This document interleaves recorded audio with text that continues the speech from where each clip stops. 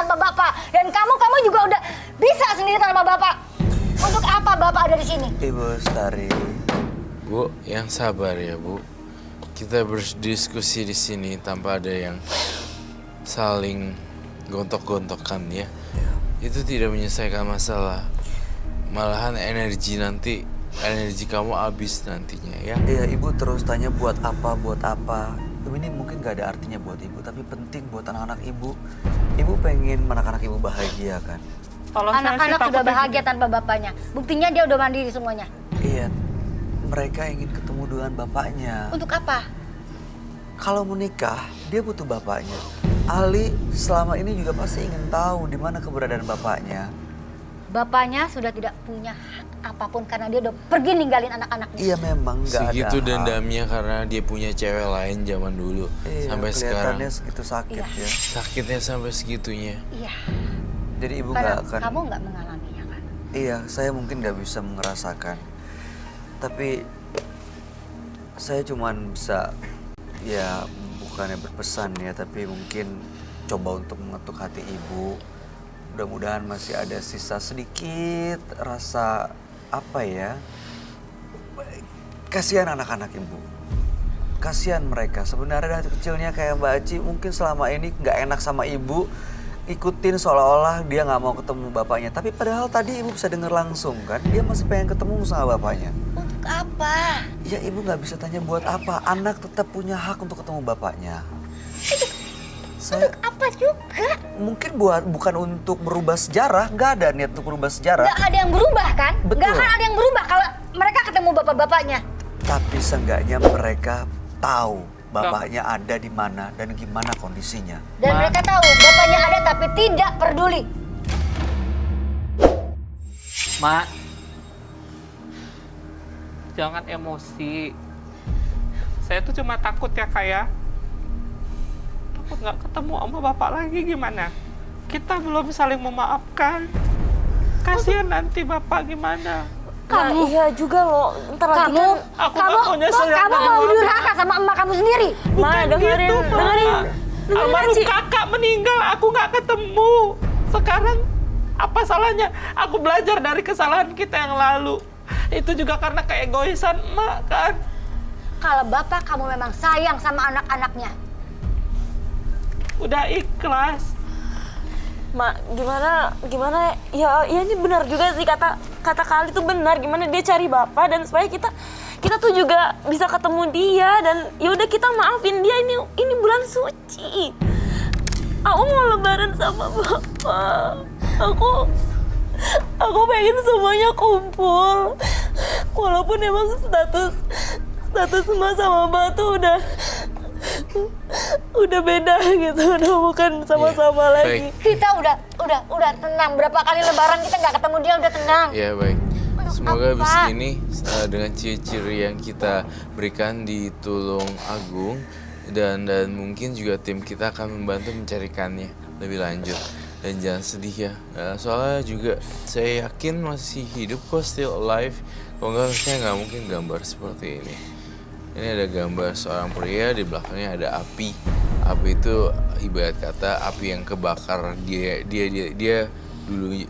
dibuang seperti itu. Dan Dia yang membuang dirinya sendiri. ya, Dia yang pergi ninggalin anak-anaknya. Iya. Dia yang pergi ninggalin saya. apapun itu memang Buang apa? terjadi, tetapi sudahlah, yang sudah berlalu sudahlah ya. Semoga ini bisa dimengerti. Itu Kalau- saja dari Kiyoshi. Terima kasih. Ya, terima kasih ya Mas Ali. Kami doakan ya. Tadi udah tahu ciri-cirinya ada di mana, Mas Ali. Saya ada fotonya kok. Oke, boleh kita lihat fotonya. Kamu simpan foto bapak? Untuk apa? Mama ngomong berapa kali? Untuk apa kamu nggak pernah dengar? Udah nggak ada gunanya.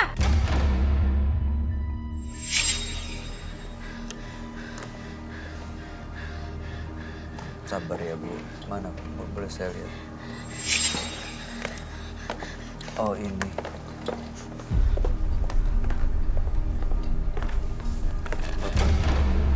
Untuk apa?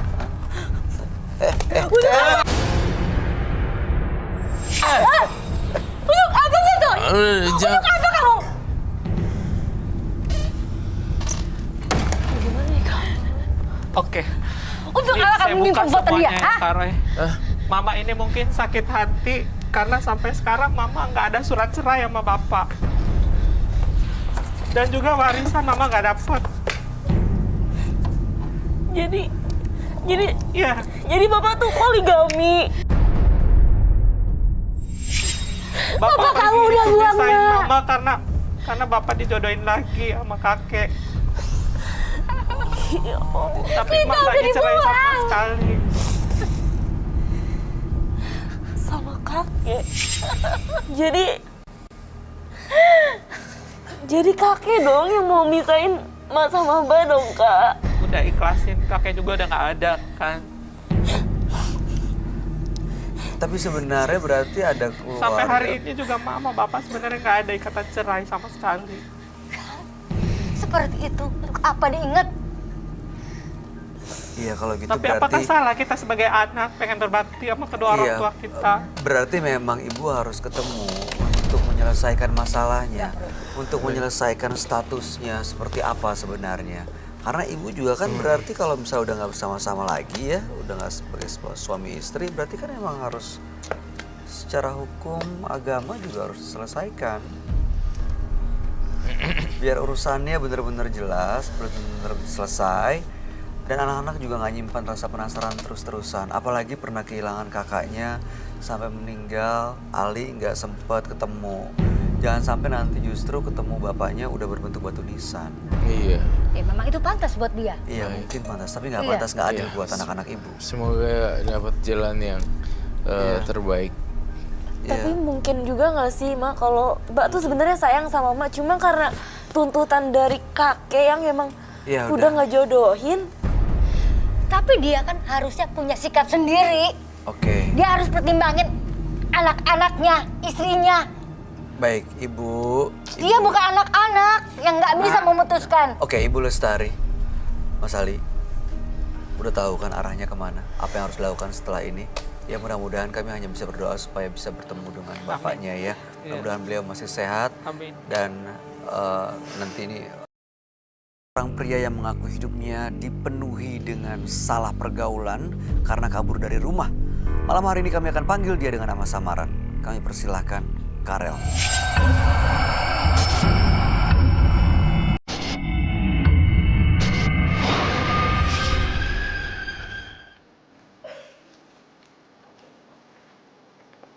Silakan. Oke. Halo. Halo, Ustaz. Selamat malam. Malam.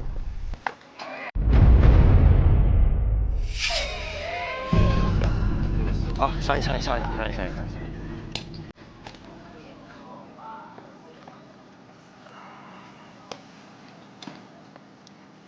Mas kalau mau duduk di meja boleh loh. Boleh.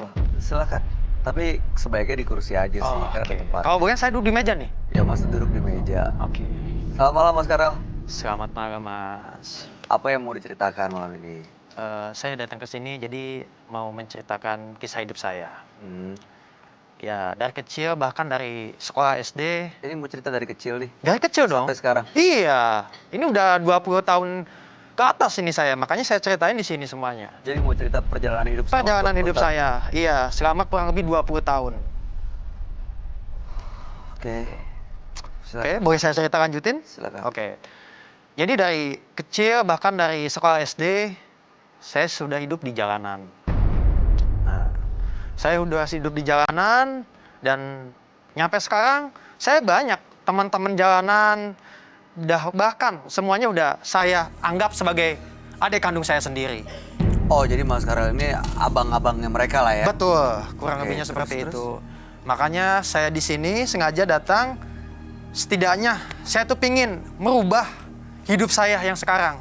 Loh, kenapa pengen berubah? Ya, karena setelah saya pikir-pikir, ya beberapa tahun ke depan ini, jadi kayaknya saya udah pingin ninggalin pola hidup saya seperti itu.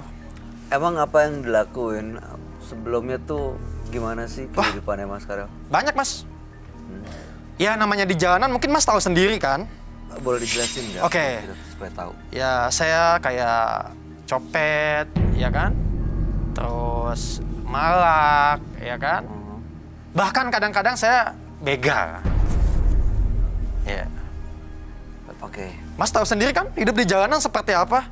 Kita nggak punya pekerjaan yang jelas, gitu kan? Jadi semua hal yang mau baik, yang halal ataupun yang haram, semuanya saya jalanin. Oke.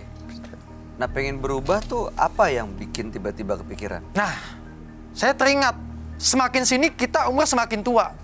Gak mungkin dong kita harus hidup di zaman yang salah terus. Setidaknya kita harus berubah. Jadi pengen berubah lebih baik. Betul. Kenapa nggak dilakuin? Makanya saya datang ke sini, saya sengaja, saya ingin merubah pola hidup saya semakin baik lagi. Tapi di sisi lain, saya bingung mau kerja apa. Karena udah kebiasaan saya, pekerjaan sehari-hari saya seperti itu. Jadi sebenarnya datang ke sini mau cari pekerjaan baru atau pengen berubah untuk jadi lebih baik? Pengen berubah untuk yang jadi lebih baik. Kan yang bisa ngerubah adalah diri Mas sendiri. Betul. Kenapa nggak Makanya dilakuin? saya di sini inisiatif, ya menurut Mas sendiri, apakah saya wajib berubah atau gimana buat kedepannya? Berarti kayaknya dari Mas Karelnya sendiri ini masih ragu-ragu mau berubah atau enggak gitu ya? Itu dia yang saya pikirkan. Karena di sisi lain saya pengen merubah hidup saya, tapi di sisi lain saya nggak punya kerjaan yang tetap, Mas. Sedangkan di Jakarta itu apa-apa serba mahal, ya kan? Jam tangan Mas juga mahal kan harganya. Nah, itu dia. Jadi di sisi lain saya ingin merubah pola hidup saya di jalanan, pengen cari yang lebih baik, tapi di sisi lain saya nggak bisa. Saya nggak bisa buat kerja apa-apa. Makanya saya di sini serba bingung, datang ke sini saya sengaja, saya pengen dari Mas sendiri seperti apa buat saya ke depannya. Oke, jadi apa aja yang dilakuin Mas kalau boleh diingat Banyak. tadi? Copet. Ya kan? Kadang saya ngancem juga buat, ya pengen dapatin uang gimana sih caranya buat Malak. sehari-hari. Betul. Terus begal. Kadang saya kalau lebih nyakin pusing, nggak ada pendapatan, semua begal saya jalanin. Itu uangnya dikemanain? Nah, hasil dari pekerjaan saya yang haram itu, saya kasih ke yatim piatu, Mas. Hah? Iya, betul. Meskipun pekerjaan saya haram, ya kan, pendapatan saya haram, saya kasih ke anak-anak yatim piatu. Kasihan dong mereka makan uang haram. Iya, sebenarnya pada intinya pada seperti itu. Tapi kembali lagi ke kita. Kita dapat uang haram, tapi kita buat ngasihi yatim piatu. Dan pada dasarnya saya pingin ngasih anak-anak yatim piatu dengan hasil kerja yang halal.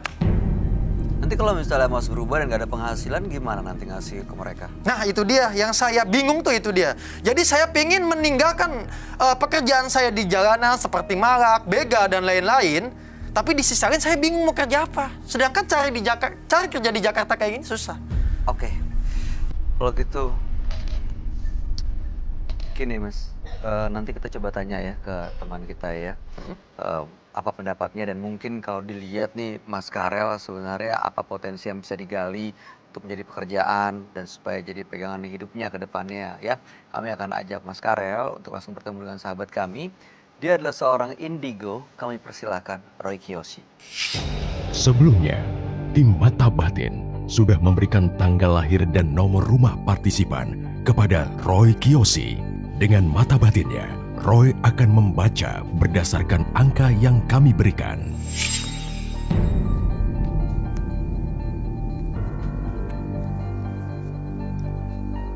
Karel, dengan tanggal lahir 8 Juli 1991, sosok yang sulit mengontrol emosi dan mudah terpengaruh.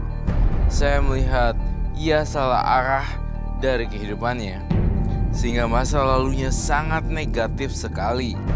Akan tetapi, ada sesuatu yang ingin ia rubah saat ini. Saat ini, ia merasakan penyesalan dari perbuatannya sendiri di masa lalu.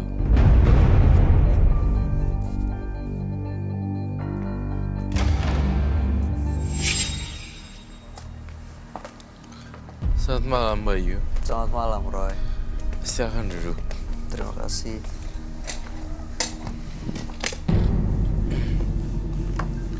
Karel, dengan tanggal 8 bulan 7 1991. 91 ya.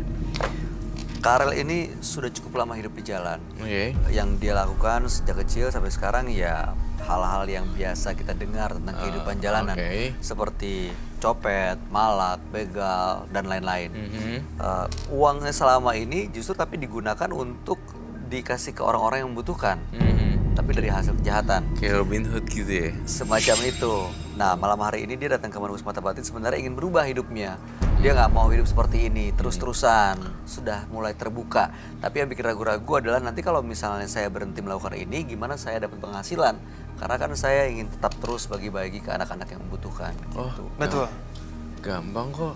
Tadi mohon maaf saya kurang memperhatikan. Tadi ada suara gaduh-gaduh seperti apa tadi ya? Naik meja apa-apa Iya segala tadi macam apa mau gaduh? duduk di meja tiba-tiba. Di Ya, mana? tadi saya Di sebelah sini. duduk di meja. Saya ya Oh, kasih oke. pilihan mau duduk di meja apa di kursi.